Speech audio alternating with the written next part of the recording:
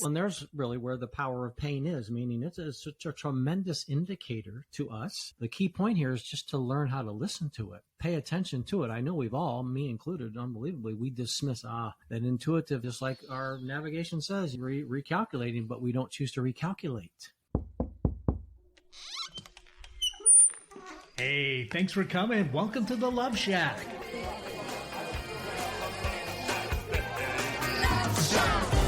Hey, welcome to the Love Shack. It's a little place where we get together, explore fresh perspectives, eavesdrop on juicy conversations to discover the things that really matter while having a little bit of fun along the way. This is episode number 117, 10 things you can do today to improve your ability to resolve conflict and stay out of defensiveness. I'm Stacey Bartley. I'm a relationship expert, and I'm here with my co-host and lover, Tom, along with my everything girl, Brooke Brown. She's a significant part of our team, both in the backside marketing piece, as well as she comes to the front from time to time. And I suspect that we will be seeing her face today. This topic seems to have her name written all over it. And she's also our daughter. What a shock. Yes. So we got quite the package there. She's our everything lady, and she's our daughter. And we work her really hard. Yeah, we do work her really hard. She works weekends and nights. Her bosses are real dicks. Anyway, let's jump into our topic today. Defensiveness. It really is at the root of what destroys our relationships and makes them so challenging. And unless, like me, you've had the privilege of rolling up your sleeves and really diving into understanding defensiveness, most of us as human beings are going to do it unknowingly. And may I make a quick note, just because I'm the detail guy? If you haven't listened to our episode 116, that's the other side of this. It's all about defensiveness, how you're showing up. Many times we think, oh, heck no, I don't ever act defensive. And just to be loving and with great honesty and respect, none of us get the hall pass, and we all show up with defensiveness. So if you haven't listened to that episode, you may want to. This will be the other side of that. All the remedies, all the suggestions to keep you out of that place the best that you can. Absolutely. So let's begin there. I want you to understand that as human beings, if there's anything we're really good at, it's going to be defensiveness and manipulation. And don't take that personal. It just happens to be that there hasn't been a lot of outside influence or education or practice and learning in regards to doing things differently. So given our options of getting our needs met or not getting our needs met, we've all pretty much been able to acquire on our own accord how it is we need to find acceptance and validation, which are very critical to us as human beings thriving in our lives. And when we can't just ask for it, be honest, or when we are, those things are used against us, we very quickly find strategies or coping skills around how to get our needs met then, instead of disclosing what it is I truly want or how I truly feel or what it is I truly need. And a lot of us come from backgrounds too, where asking for what I want is not necessarily okay. You could have parents to say, it doesn't really matter what you want. It's going to be my way. You're the child. I'm big. You're little. And so this is how it's going to roll. And we learn very quickly that there are things I long for and I want, and there's things that don't work for me as well, but I don't know what to do about it. So I learn to cope with it instead. And that's what creates our defensive behaviors, our manipulations. And when you think about it, it really is a truth where we're all just doing the very best we know how. And as a human being, I don't know what I don't know. And when I get defensive, and sometimes I'm aware I'm defensive, or I'm not aware that I'm defensive, but it's really plugging in or triggering the person that I'm trying to get my needs met with, this is where we start to fight, because your defensive behavior and my defensive behavior don't make such a great mix. In fact, it makes a very dramatic, volatile, escalating mix. And so unless we can start to work and understand with defensiveness and why it happens and how to identify when I'm in it, chances are 9 times out of 10, it's going to happen regardless of whether you're aware with it or not, especially when the emotions start to take off. And how this shows up in my office is couples you can tell that really long to go in a different direction. They really love and care about each other. And the conversations unfold to where you can see as they're dialoguing about things. In my office, somebody says something that plugs the other in, and then the next thing you know, they're whipping out the evidence about how they've done it too or how they've not done it. It often also turns into a dialogue of, I need you to hear me. I need you to understand me. And the other person says, yeah, and I need you to hear and understand me too. It can't just be all your way. And I go, okay, whoa, time out. Who's going to go first? Because the need is high where everybody wants to be heard and listened to and understood. And it becomes that question of who's going to go first? Who's going to lay it down, the defensiveness down long enough to say, okay, I'll listen to you first and then you listen to me, right? And I know that sounds very simplistic sometimes about the complications and challenges that we face in our relationships, but at the heart of the matter, it really is just that simple, where somebody says, okay, I'm going to get off it for a minute. I'm going to set my defensiveness down and let me just do my best to attempt to understand where you're coming from. And then if you'll promise to do the same for me, I think I might be able to take that leap of faith. And would you say that's one of the main benefits when people are struggling in this place that you just described? And I just would also add a quick radar point here is when Stacy shares office, she means our physical office as well as our online office, because we work with people all over the world, actually. Just want to point that out. And then number two, what you just described, would you say that's one of your initial greatest things, gifts that you offer our clients, is the ability that you establish that ability for one person to lay their defensiveness down, because otherwise probably wouldn't be able to do that. Yeah, absolutely. Absolutely. There's a place where we gently, but lovingly with strength say, okay, let's dissect what's going on here. And I will pick who goes first. Often that's what's needed. Okay. Why don't you go first? You lay it down. And I just want to point out here that Tom, Brooke, and I, we spend a lot of time in this conversation just to highlight the fact that as human beings, like, this is so in our nature that we're going to do it and then we're probably going to catch it on the backside. And that's true for all of us because it's so practiced, it's so rehearsed, and we know what to look for, and we still find ourselves doing it. Okay. That's how human it is of us. In fact, over the weekend, Tom and I were sitting and working on some things, sending some emails and some text messages. And I noticed myself, and I'd been doing this for several minutes, looking over his shoulder, and I was literally telling him what he needed to type word for word for word. And he had been very good at tolerating it, but I caught myself trying to be controlling and pushy and reeled up in regards to the specific way that I felt like it needed to be done. And that was my own defensive posture coming out to play. And I was able to catch myself and said, gosh, what am I doing here? I'm trying to, what do I want to say? Overly control this situation where obviously you know what needs to be said. Why can't I just trust you to say it and be done with it and let go of it? That's a great example of how that's me. That's not him. And he's trying to co-create with me, and I'm spinning up and I'm telling him how to do it, and I'm getting pushy. And we all know that as human beings, we all love to be in that position, right? Don't we love to be in that position where we feel like we have no choice? Somebody's trying to tell me how to do it. They're getting pushy. Oh, yeah, we all thrive in that. No, not. We do not. And I would just stack on that a little bit is everything that we coach and teach and mentor here. Look, everyone is going to step into these behaviors. The place where you have done some actualization, where you've grown, is when you can catch yourself. I'm not trying to say you're never going to do this, us included, like Stacy just shared. This is all that Stacy, Brooke, and I do all day, every day. And so the ability is just so you can catch it more quickly. Instead of staying in this place for a long time, we say, look, I say on our clarity calls often, the only thing that Stacy and I may have that you don't is the ability to clean up our messes quickly, because we want to get back to the good stuff fast. I don't want to hang out in the mess. That's it. And we still make messes. Oh my gosh. And so don't take messes personal. If you find yourself after dialoguing or listening to some of these podcasts, or even our clients that might be listening to our voices right now, I reassure them consistently, and I'll do it again right here. Just because you make a mess doesn't mean you're not making progress. It means you're getting better at getting through it faster and quicker. Because here's the reality: as couples, we have a blow up and we might fight for 2 or 3 or 4 days. And then we spend another 2 or 3 or 4 days giving each other the silent treatment or being passive aggressive.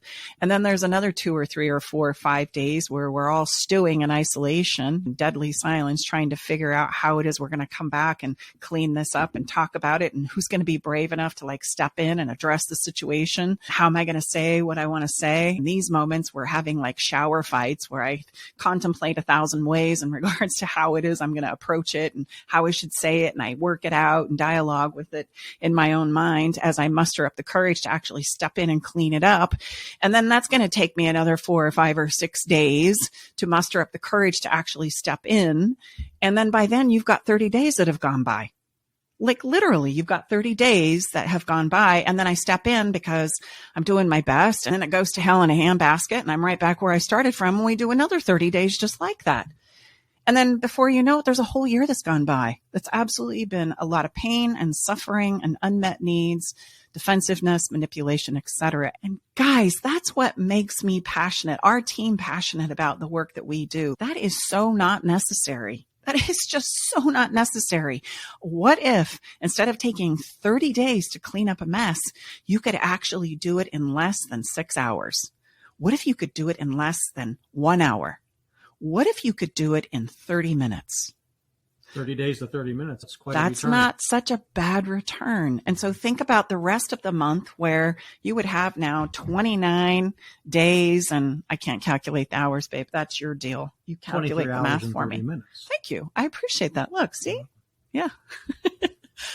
That's what we're talking about. So there's more time in your life and your relationship that you're spending co-creating in a way that feels really good and that you can thrive and feel good, knowing that these messes and challenges are going to come up because we're human, because we're different, because we have different backgrounds, different experiences, different drives, different needs. That's okay. We just need to learn how to navigate through them. So I have 10 suggestions that I want to make for you today.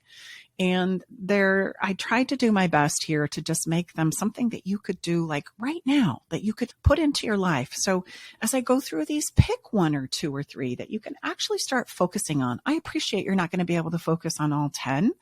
Pick 1 in regards to where you feel like you are today in this moment, and then work with it for that 30 days instead. Okay. So the first one that I want to just throw out there is, remember that you have the power to choose.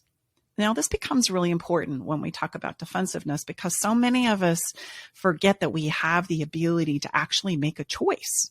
And that if my person sees me in this light or says these things because maybe they're in defensive mode or they cause me to feel like I have to do certain things or behave in a certain way, I want you to realize you have the choice to do that or not. You have the choice to speak up or not. So really, nobody can force you to do something that you don't actually choose into. And oftentimes, this is how we avoid, not oftentimes, you need to do this because you will avoid being manipulated altogether. And not only that, you'll be able to see manipulation when you're doing it and your person will do it. But you have to remember out of the gate, you get to make a choice. And if you don't want to choose in, if you don't feel good about it, if you feel like something's funny, then say so. But recognize the distinguishing difference between it being something you're anxiety ridden about and fearful and afraid of, and something that feels genuinely true for you. And if that's something you're not in touch with, then start creating those distinctions inside of yourself. Am I just reeling and panicking and anxiety right now? Or do I really feel this way? Is this really like of pure intent, good intent, the honest truth with inside of myself? And I would sense that that's easiest to do when you're more in a calm place than when you are in a triggered place. Yeah, absolutely. We have to accept what is happening. Sometimes our heads start to spin and creates a lot of anxiety about, I'm not in a place where I'm going to be okay. This isn't fair. I shouldn't have to deal with this. This is wrong. This is crazy. And if you're in that kind of a headspace, I need you to reaffirm yourself by saying, you can do this. It is okay. It is happening. What are we going to do with it? I can figure this out. I'm capable. We're going to be okay.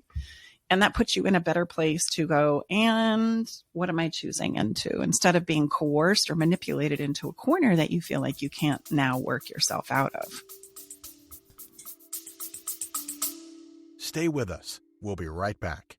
Navigating the silent, complex moments of separation or your partner's need for space can feel like walking through a maze without a map. If this sounds familiar, know that you are not alone. This journey, filled with uncertainties and introspection, requires a gentle, understanding guide. Hey, I'm Brooke from Love Shack Live. We see you, and more importantly, we get it. That's why we created the Separation Support Bundle, a collection of resources designed to not just guide you through separation, but to offer comfort and clarity during these times. Our separation guide offers insights and support to help make sense of your emotions and the process of separation. And for those moments when words escape you, our guide on 10 texts to send when navigating space provides thoughtful prompts to help communicate with compassion, plus a soothing separation meditation to help ease the overwhelming moments. Because sometimes all we need is a starting point or a way to start feeling okay again. Remember, you don't have to journey through these complexities of separation alone. Our separation support bundle is here to accompany you,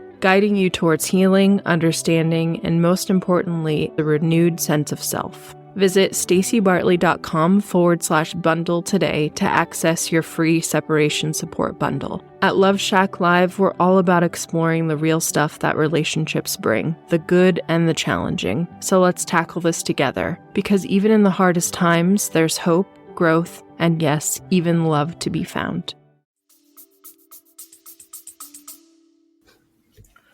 What if you are getting a good handle on your defensiveness, but your partner is just incredibly defensive? How do you navigate that situation? I love this phrase that says, hey, you know what? I want to hear what you have to say, but not like this. I need you to go think about what it is you want and what you need and what you're trying to say to me. And then come back and let's talk about it and let's take another crack at it.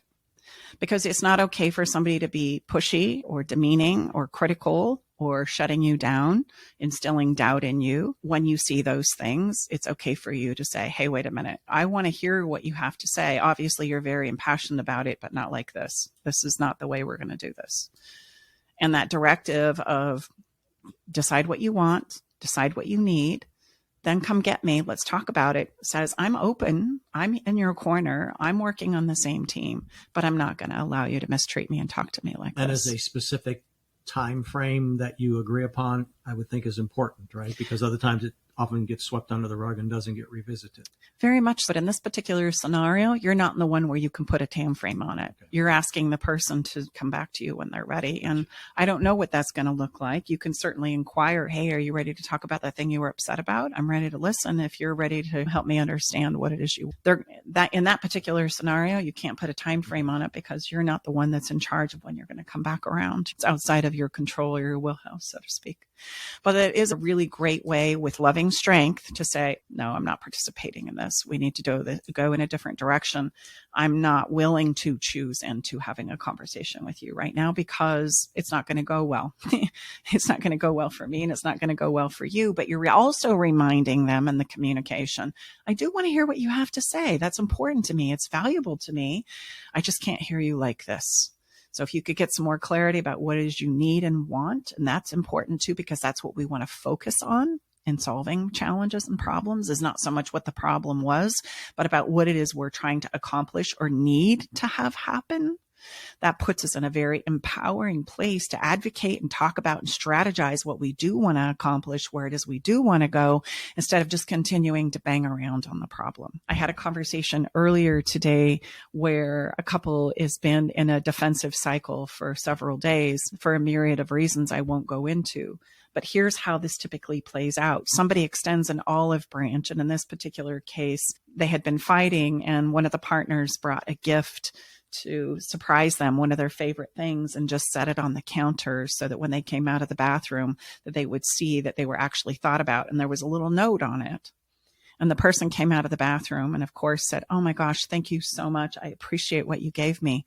And then said, but I want you to know this doesn't change the way I feel. Okay. All right. You were going really good there for a minute, right? Praise to, yes, doing your best to extend and the thoughtful gift and to write the note. You're basically reassuring the person that I love you. I care about you. But the need to continue to bang on the problem makes everybody feel like we're not making any progress and that what I just did doesn't count. And would that piece of behavior be a classic sign of defensiveness? Yes. Yes. Like, I can't accept what you're doing here that's nice because I need you to know I'm still really ticked. That's just going to keep you from making progress. You've just insisted now that instead of moving forward, you're saying stuck. You're going to stay stuck where you are. Now, I know that it doesn't solve anything when somebody says, here's a little gift, here's a little note, let's move forward, I love you. But it is the person who said, I just want to remind you that I care about you, I care about us. And they're not using words, they're using acts of service. And so for you to embrace that and accept that does not mean that you have to just wipe away everything that you still need to understand and work through to solve the issue emotionally. Doesn't exist, but it's a great way for you to take a big step forward, to just leave it at, thank you so much, I appreciate your thoughtfulness. And allow that to be a little bit of balm on your emotional wound as you now think about what it is you need and want in order to take another step forward. I've been thinking about this recently. It seems like a lot of our listeners and sometimes our clients and a lot of our followers on social media have this belief that they need to punish their partners. And it just reminds me of like it reminds me of treating your partner like they're your child. It's not your responsibility to punish them. Also, like a pet, you don't need to punish them. Maybe we want to, or maybe that's just like a natural human response to some of these things. But we always say that you can't punish the pain out of somebody. You can't say anything to them that they haven't already said to themselves. So it's just like a very antiquated belief or behavior that you need to punish your partner. And that kind of reminds me of not necessarily your client, but it's if someone tries to make up with you, you're like, okay, I'll give you a hug, but I'm still mad at you. Gotta make you pay. Know, that, yeah. And if you think about it, what is that achieving? Certainly not what you're looking story, for. That we probably all heard in some form or fashion about, I cut the ends off the ham, and I don't know why I cut the ends off the ham. That's what you do, right? That's what grandma before her did. And then you cut it all the way back, and great grandma goes, oh, because the pan was too small. And we all go, what? It's like what you've described, Brooke. It's such a rehearsed pattern of behavior that we all come from and that we're all very familiar with in our lives and in our society, that if you do something wrong or you make a mess, then you must be punished. You must pay the consequences. And while, yes, there's absolutely appropriate places for that, really aren't very many when you think about the totality of human behavior. And so it's almost like this rehearsed place where we feel like if you hurt my feelings or you make a mess, then I must make you pay. And that somehow is going to get us over it so that we can now get back to thriving again in our relationships. And what we don't realize, if we were to call great-great-grandma would say, I just did it because I didn't know a better way. But you know what? It's not very effective. It didn't work really well, but it's just been something that's been passed down from generation to generation. So I would suggest to you that what I see is true, not only for myself, but for the clients I work with, that if somebody's going to pay, we're all going to pay. And how we're going to pay is we're going to stay stuck in the past for a really long time. And you thought the 30 days that I talked about in the beginning of this podcast was a long time? Try years and lifetimes. And that's how we do it, is we won't let go of a mess that happened 5 years, 10 years, 30 years, 20 ago. It's a good old. And you have to pay. Well, at what point in time have I paid enough for you to feel better so that we can move on? Because the longer we hang here is the longer that we're wasting our life together. And guess what? We're probably not going to make it. The outthrow of that is we're going to create some kind of a hybrid where, yes, we still might be married on paper, so that we don't have to divide the assets and deal with the kids.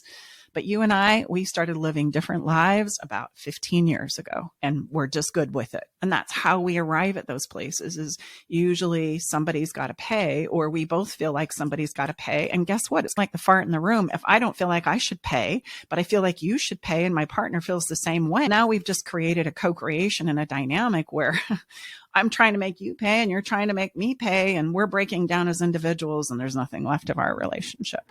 And that's how we get there.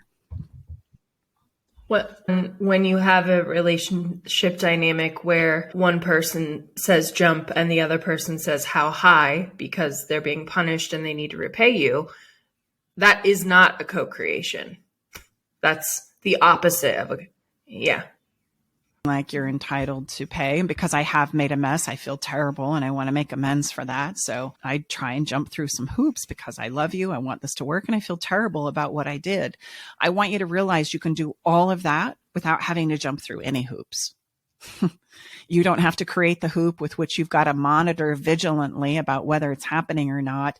And the person that's trying to pay a penance doesn't have to continuously, emotionally, mentally, and physically punish themselves to jump through the hoops. Now, some of you, by hearing this, it's gonna light you up. And it's just because we come from a very ingrained pattern of behavior where if somebody wrongs me, then they must pay. And that's the only way through. But there's no right criteria on how long do I get to punish this person. And oftentimes what you find is the person who's doing the punishing ends up becoming worse than the person who did the egregious behavior in the first place, because they feel like they're entitled to mistreat, talk to, belittle, minimize, shut down this person because of what they've done to them. And so very quickly, these things, as I like to say, can turn on you. The tables will turn and you'll find yourself in a position where you're doing the same egregious behavior that you're making them pay for yourself. So that's the world that's fascinating about human behavior. I'm sensing this may become a 2-part series, ladies and gentlemen, because we're only on number 1. That's true. That's true. Maybe we should do the next 10 episodes on every one of these topics. And I bet our listeners are going, what are the 10? Yeah, what are the 10? Okay, so let's moving on to number 2. Yes. How about we do 5 on this All episode right, guys, and 5 on the next episode? Edit this in roll time with you taking a journey with us. Now. Number 2. That's a really big one. And again, remember what it was, because we've talked about a lot of things. You have the power to choose. It's important that you don't lose your power to choose, because oftentimes, for example, if somebody's punishing you, you can say, I'm sorry. I'll make amends. We need new agreements to decide how it is we're going to go forward that we can all agree and buy into. But I will not agree to go along with this piece. Well, I would just really, to stack on that, just really ask, if you're listening to us right now, and thank you if you are, is in punishing your special someone, is that really going to create some new momentum in your situation? It is not. And don't we all hear, I say this often on our clarity calls, don't we often hear, whether it's in our own relationship or someone close to us, when they make the difficult decision to not stay together, don't we always hear some version of this? I just can't do this anymore. What is that really saying is, I have run out of emotional gas. And if you continue to punish your partner and make him or her pay, I don't guarantee many things, but I guarantee that's going to have both of you run out of emotional gas. It will. And the one golden rule I have for all relationships is it's okay for you to feel the way you feel, but it's not okay for you to ever take it out on somebody, especially somebody that you say you love. So when I say you get to pay or you have to pay, what I'm really saying to myself is I give myself license to mistreat you, to say things that I know in my heart of hearts I should not be saying to you. Do not allow yourself to go down that road, because then you end up feeling terrible about yourself. And that's where the rubber meets the road when you put your head on the pillow at night, is you know what you've said, you know what you've did, you're justifying it because of what has happened. And yet it doesn't make you feel better about how you're showing up and how you're becoming a version of yourself that you don't love and respect yourself. And a quick note about that is, if you find yourself wanting to say something mean to your partner, or like, you did this or you did that, an easy way to still express those feelings and not be mean is to change it to, I feel this way because I am feeling this way. I am hurting because of this.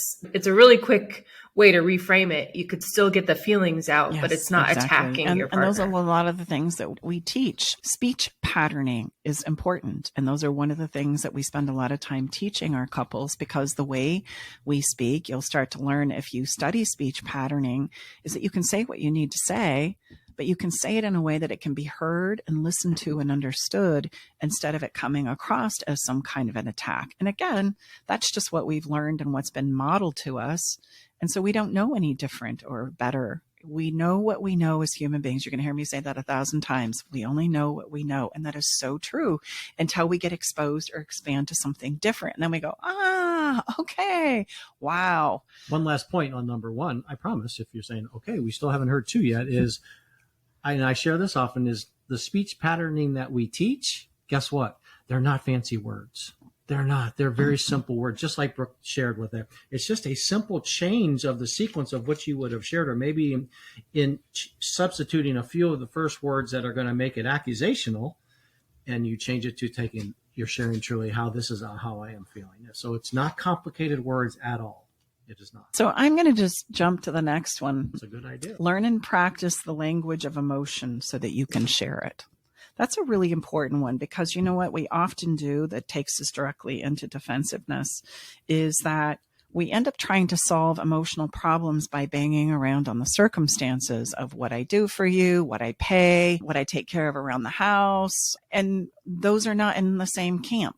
We can't create emotional connection by justifying it from some kind of a task or circumstance that I'm managing or taking care of for us. Now, I'm not saying those things aren't important and valuable. They absolutely are. And they're a contribution to the relationship, and they create safe places for us to be able to count. If I can count on you to do the things that you promised to do, task-wise, circumstance-wise, it creates an opening and a safe place where I can start to explore the emotional aspects of things.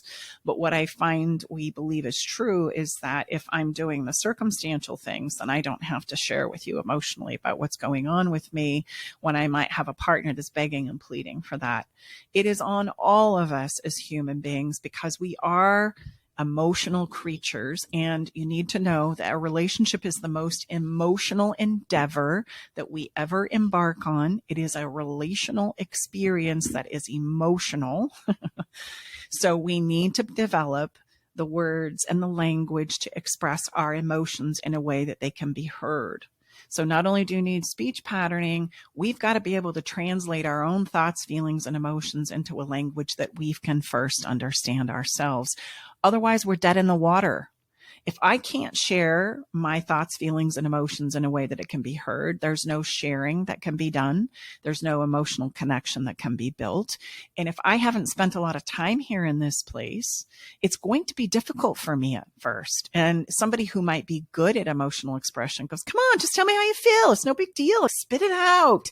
And what you don't realize is that can be really difficult for somebody, just like learning a brand new language. It is just that. You're learning the language that is within you, and being able to take that and transcribe it into something that makes sense to you, and then to be able to put it into words, is a whole journey of learning and practice in and of itself. Okay. I have a question. We drummed up quite a bit of emotions with a recent post about saying a couple comes in, one of them says, I'm doing all the tasks, I'm making the money, I'm taking out the trash, and the other one is begging for emotional connection. You talked a little bit more about that in the TikTok, and so many men came and said, that's just how men show love, by doing tasks, period.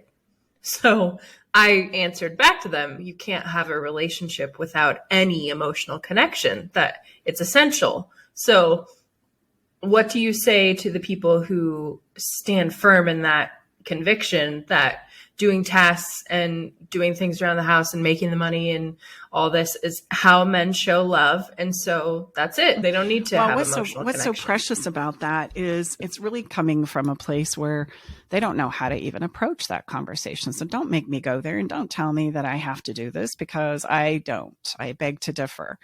But let's just dig a little deeper into this conversation. Men by history, how am I trying to say this? Men historically, I guess would be the way to say it. Men historically have not been given the outlet of emotional expression. That is not manly. That is not strong. They've been given the title in our society of being the provider, being the tax steward, doing the fix it. We all know that a honey-do list is for the man to actually take care of the tasks in the relationship, right? So this belief, they come by rightly. They really do. What we've negated is the fact that men are human too, and all human beings have emotions. And when I arrive at those places and I might be the gender of a male, I've basically been told I can't have emotions, that it's more about the doing task. And so those are men who are trying to and being and endeavoring to fulfill that role that they have been taught to be good men and their families. So that's the precious part. The precious part is they're saying, hey, don't knock on me. I'm knocking it out of the park. Like I'm doing exactly what I was told I needed to do. And I'm doing my best at it. And so I do want to give some acknowledgement and some credit to all the men who are saying, hey, that's just how men show love. And you know what? I get it, because societally, we have put you in that position to say this is how you show love and everything should go fine, except for it doesn't. You know that there's a hole and a gap there that's missing, that's frustrating to you because you think I'm doing it all. I'm doing my best. I'm doing what I was taught. I'm doing what I was told. And what more do you want from me? And yet there's still this emotional gap that's happening because by nature, historically, females are taught that we share our feelings. If there's anything a female is good at, it's dissecting down how we feel, what we think, what's going on. And if I can't figure out an emotional problem by myself and my own obsessing, I'm going to go get a slew of women. And man, we'll pound that shit into powder dust. We're going to walk away with something. It may not be rooted in truth, but we're going to come up with some answers that are going to make our men crazy. Absolutely crazy. And then we're going to want them to take this journey with us without realizing the reason why we're so good at expressing emotions is because we sit around and we do it for hours and hours, almost to a fault. Come on, women. I know what you know. It feels like to be so lost and overwhelmed with your emotions, you can't see the forest for the trees. Like I'm drowning in it. And I've obsessed and thought about this from an emotional perspective. And that perspective has taken on 10,000 different positions. And so that's a craziness on the opposite side of the coin. And so what I'm trying to impress here with you is that there is a balance where we as human beings have the ability to do both. We can think strategically and we can be in touch with our feelings and be able to express them. The goal is to be able to do both. Women, we need to get more logical. We need to think things through a little easier. And more importantly, we need to know when to stop the obsessive thinking. Because obsessive thinking just creates more emotional overwhelm. And men, yes, you are amazing at what you do. You take care of us. You repair the car. You build shopping malls out of toothpicks. You are incredible in that way. And we need you to understand that when somebody is asking for emotional connection, they're asking for you to look inside and be able to translate your own thoughts, feelings, and emotions into a language that you can share. Now, what's interesting about this is we all know how to do this in the beginning. Think about it. We go back to the beginning of creating a relationship. A man won't get a woman if he doesn't share how he feels. And it might be uncomfortable and it may not work so great, but at some point in time, you told somebody you loved them, that they were important to you, that you missed them, that you wanted to build life with them, that you couldn't wait to dream and share these emotional things with them. And then we fall in love and it all gets boxed away. But women, we do the same thing. If we were to think about this in terms of strategy and logic and the physical expression that men are so good at that women are not, we're more prone to do the emotional expression piece.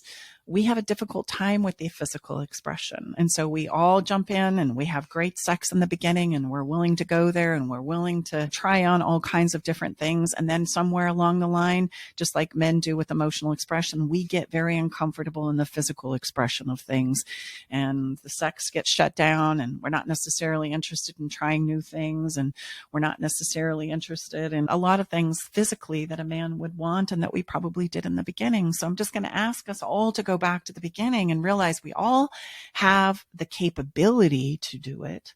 We just may not have the acumen and the capacity to continue building on it. So we do just enough to get us in a relationship. I love that. I think it's Tony Robbins in some form or fashion. I don't think I'm speaking a direct quote, but it's a version of if we did more of what we did in the beginning, there would be no end. And so long story short, wherever you might fall on that spectrum, there's no right, wrong, or good or bad to it. What I'm really trying to highlight that I'm just going to say as clearly and succinctly as I can right now is our opportunity as a human being is to expand our capacity to do both. That one is not superior or inferior to the other, that we have the capacity to do both and we want to develop it. And ironically, in the co-creation of relationships, somebody is probably going to be the more logical, analytical, task-driven partner, and somebody is going to represent the emotional side. That just seems to be how it rolls. And your opportunity is to become a little of both. That language of emotion and tasks are not going to take us there. Doesn't matter if you like it or not. It just happens to be the way it is. And over-analyzing emotions and criticizing what is being done for us is not going to take us there either. We have to do a measure of both and find a place of balance with that. Okay. Number three, value yourself. Relationships go better if you can find a place to truly value yourself. Regardless of what's happened to you in your past, you are here and you are among the living. This is spectacular. And I think if we could really understand what it takes for creation to happen, we would all have a better respect of our lives. Seek deeper self-awareness through self-reflection, through meditation, through learning, and a supportive people. And I encourage you to engage in activities that cause you to feel good about who you are and who it is you're becoming. Because the value that I have of myself will directly affect the relationship that I'm creating with somebody else. And if my value for myself is poor, I'm going to show up poorly in my relationship. And I'm probably going to find myself in a place where I'm either refusing to get all in and commit with you, or I'm jumping through hoops to please you at any chance and turn I have. And both are going to create a breakdown in the relationship because that is a defensive behavior. So that correlates ironically with remember you have a choice. If I don't value myself, I don't remember that I get to choose. Those things are very directly correlated. I don't feel like I'm valuable enough to choose, to have a voice, to be able to show up, to have a perspective, to have emotional needs and wants and desires. Or I feel like because of what's been done to me and how I've been wronged, I get to call all the shots and push my weight around. Okay. I could fall on either side of those camps, and both highlight the challenge is you don't value yourself. And the only way we can develop that value inside of ourselves is to do those things I just suggested: self-reflection, meditation, learning, a supportive environment that cheers you on, and engaging yourself in activities that you feel good about who you're becoming, instead of activities that you consistently justify doing that you know make you feel shitty. That has to stop because that's not valuing yourself. Number 4, be in touch with your body. This coincides with valuing yourself. You have a body and it brings in billions and billions of bits of information in a nanosecond. It has a tremendous amount of wisdom. And what I want you to do with this body is seek alignment of connection with your thoughts, your feelings, and your emotions. Your thoughts, your feelings, and your actions. So that your actions are congruent with the way you feel, and the way you feel is congruent with what you think. And it's probably going to start from the perspective of thinking, perhaps.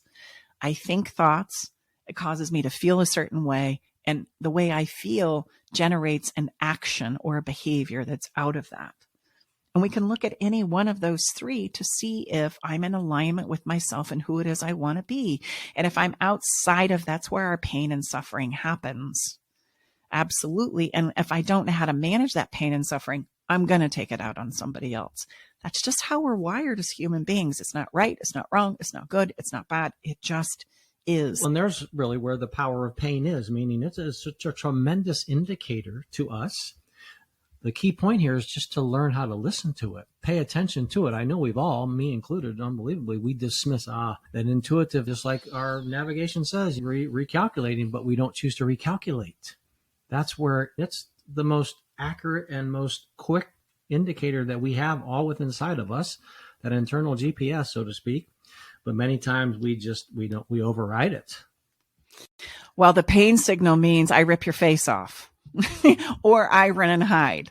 The pain signal doesn't mean that there's something I need to remedy inside of myself. It means now I need to justify why I did what I did because I feel silly. I feel like an asshole. And those are the places where we get defensive, is when I get fired up and I don't know what to do about it. Then I make a story about why I should have been able to do it or why you've done it too. And so don't get on my back now. That's defensiveness. Right.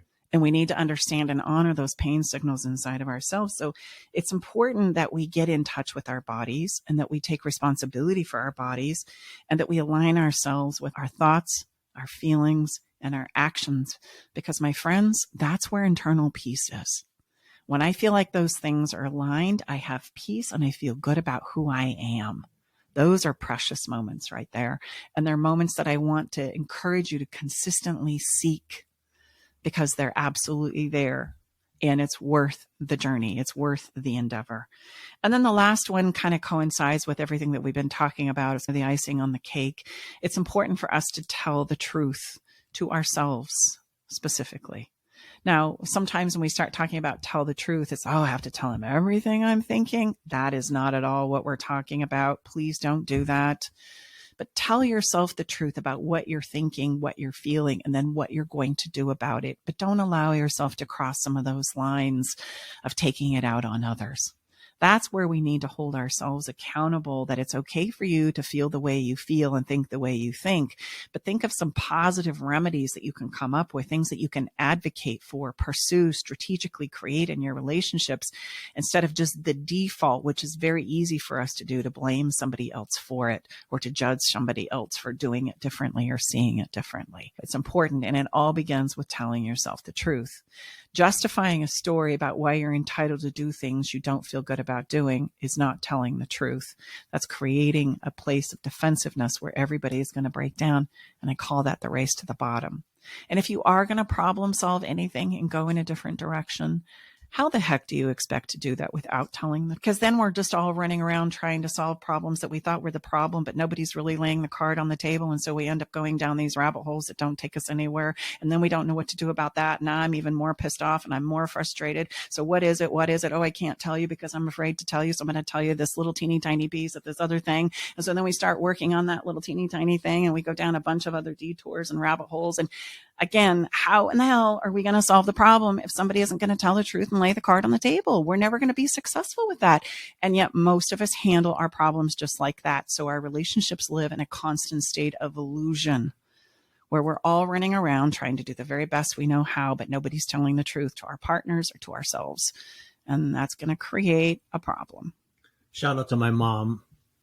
She raised me wonderfully. And so many times when I was in the throes of a lot of hot messes, either she would put a sticky note on my door or she would just share with me some very simple words. Son, remember, to thine own self be true. And that's all she would say. Yeah. A little woman, but very wise. Miss you, Mom. Yeah. We both came from really good moms, and they were single moms for the majority of our upbringings. And they were very small in stature, both of them, as Tom had said, but very wise and large and mighty in spirit. And it is the greatest principle, to thine own self to be true, because if I'm not true to myself, I'm going to break down anyway. Even if I justify doing some things that I don't feel good about to love you, that's going to be a zero-sum game, because eventually it's going to have its way with me and I'm going to fall apart. I'm not going to be okay with that for the long haul. And that happens. And I see that where we love so much and we want it to go so well. It's really the sweetheart message at the end of the day, but I end up sacrificing myself. And then at some point in time, I can't do it anymore. And I end up creating exactly what it is I didn't want to have happen in the first place. Tell yourself the truth and remember that you have that choice. Remember that it's important for us to create an awareness and a connection with ourselves, learn the emotional language, be able to translate those thoughts, feelings, and emotions into a language that I can understand myself. Those are the things that you're going to share in order to create emotional connection. And these are the things that I encourage you to begin developing today, because it's going to help you stay out of defensiveness. Otherwise, you're going to live there. And it's a very painful, suffer-ridden place to be. Is that a word, suffer-ridden? No, probably not. I just made it up. It is now, at least for this moment. Suffer-ridden? Filled with suffering. Yeah, that's probably a better way to say it. An environment of suffering. Yeah, I like that even better. Is that Shakespeare over there? Oh, my goodness. No, all kidding aside, I need to really spend some time and think about what we've shared here. And we'd love to hear your thoughts about it. What comes up for you when you hear these things? Share them with us. We would love to hear where you go and where you feel like you struggle. And again, as I said in the beginning, just pick one or two that you want to really focus in on. You can't do them all. We can't do it all right now, but we can do all things in a lifetime. Pick a few to start with and begin there. It's an endeavoring journey and one that you are so worth embarking on. We all have tremendous value. It is all a gift that we are here and among the living. And my encouragement to you is that you value that by valuing your life and yourself. And that's going to put you in a greater capacity to be able to show love and show up for the people that you say you love the most. It's the greatest gift you'll ever give you. So as we take the corner and we turn it here, we're going to jump into a little bit of follow the fun. And today I got thinking, we just don't celebrate life enough, in my opinion. It's like we set these goals and intentions and then we hold off waiting for the end run or the goal post to actually be met before we give ourselves any credit for the effort and the energy that we put into life and living. And in our relationships, like I know you've got goals like getting out of debt, saving for a trip, saving for maybe you've got some physical, mental health goals that you're pursuing right now. Maybe it's running that marathon or getting back to the gym or walking your 10,000 steps every day. And I know with kids, there's goals that you have for them or intentions that you have for them about helping them read and write or do better in school or get along with their friends or do their chores. There's always something that's in motion, something that we're focusing on and that we're working with. And oftentimes what we fail to do is we fail to celebrate our progress. And progress, unless we look back and remember where it is we came from, will always be missed. And so my follow the fun moment today, ironically, is do just that. Take a moment and think about it's now going into completing the first quarter of 2023 when this was recorded. We're not very far into the year of 2023, but gosh, what is your progress? Not only from January to now, but what about from last January to now? And how are you coming with some of those longer term goals that you're working towards? And maybe you've been working at them for years. What I want you to do this week is I want you to celebrate a halfway goal. Halfway is just as wonderful as the whole enchilada. Or celebrate a measure of practice or progress. That can be something even smaller than a halfway goal. And to really talk about it and celebrate it and acknowledge yourself and acknowledge your kids and acknowledge your partner for all the effort, focus, and progress, whether it be big or small, that we have made towards accomplishing things. And by the way, having a conversation about some of these things is huge need and cause for celebration. And there's some fun ways that you can do it. My favorite is Ben & Jerry's half-baked. It says it all right there. Get a little bit of half-baked ice cream or celebrate with a little half and half, make something out of it, make a creamy soup. Or how about a half-baked loaf of bread? That's a real thing. And we're going to just take and combine these things and make something special to celebrate and talk about the progress that we've made, whether we're halfway or not. Whatever progress deserves to be celebrated. And you can do this with acts of service too. Maybe if I'm in a process of, I'm thinking about a book that I wrote last year, celebrating a place where I get a gift where I start it and then I get a gift when I end it. And it could be an act of service. You get half of it now, half of it later. Maybe it's a new pair of shoes. You get one of the shoes now and you get the other one when you complete it. Or I'm going to do this for you. And babe, I won't get into specifics, but there's some really specific things that Tommy loves. So maybe he gets one now and then maybe he gets one when it's completed. These things can be negotiated and talked about, but do your best to just take a moment and celebrate whatever you've accomplished and whatever progress you've made today. That's my encouragement, long story short. Anything you want to say about that? Other than blushing? I would just say, and we blame this on Italy, but you know what? Stacey and I, we love champagne. And you think about it, most of us don't have champagne only once or twice a year. We usually on New Year's Eve. And then maybe if you go to a wedding. And we think, you know what? That's interesting. Why would you, in Italy, that is not the case. Prosecco is enjoyed all the time. Like, I find it like, really, you would only have it like New Year's Eve and maybe at a wedding? That's the only time you could have champagne, because it is a very celebratory, it's viewed in a very celebratory sense. So heck, we're big halfway celebrators. We have champagne all the time. And in the spirit of full disclosure, we probably ought to tell our wonderful podcast listeners that actually we intentionally pour champagne because we love and celebrate being here with you each and every week. This is a ritual that we have with inside of ourselves and our own practice right here. It's inside the Love Shack. It's inside the Love Shack every week because we want you to know how much we enjoy doing these podcasts for you. And we want you to know how much we celebrate you taking time out of your day to come and be and celebrate with us. And if you're not driving while you're listening, we would encourage you, if you're in a safe place and you're not driving or operating complicated machinery or doing anything else, then please join us and share with us what your favorite champagne is. How about that? Or beverage. Or beverage. You bet. Doesn't have to be champagne, but yeah. So as we land this one, and the next 5 we'll handle in the next episode of this part 2 is we'll leave you hanging a little fun. bit. Excuse me? We'll leave them hanging a little bit. You betcha. And do you want to announce the song? I don't know what it is. Episode? I don't usually know. You asked me for one today, and then I think I was going back to my office to find one, and then I got distracted. Ta-da!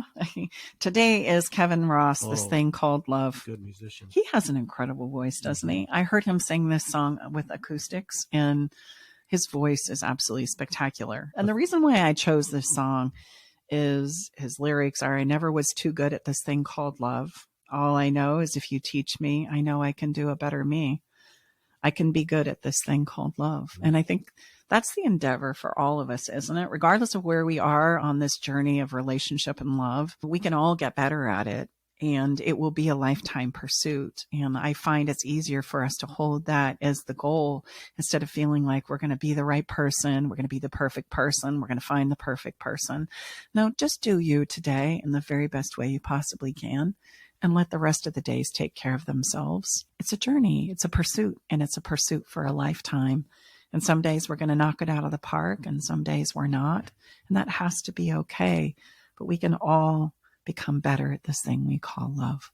So you can find this song along with all the songs for each of our episodes on Spotify by looking up the Love Shack Live playlist. And you can also go to our website and you can gain the access to that same Spotify playlist on our website as well at staceybartley.com. And if by chance you have a conversation about love, sex, and relationships that you would like to hear us talk about here on the show, we would love for you to reach out to us and let us know what that is.